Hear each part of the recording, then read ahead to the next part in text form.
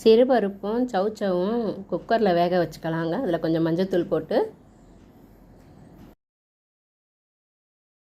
நம்ம வந்து இதுலேயே ஒரு மிளகாவை கிள்ளி போட்டிருக்காங்க. நான் வந்து சவுச்சவு கூட்டுக்கு அது கொஞ்சமாக அதில் உளுத்தம்பருப்பு போட்டு ஒரு மிளகாய் கிள்ளி போட்டு இப்போ நான் வந்து இதில் வேக வச்சது இதில் போட்டுக்கிறேன். கூட்டுக்கு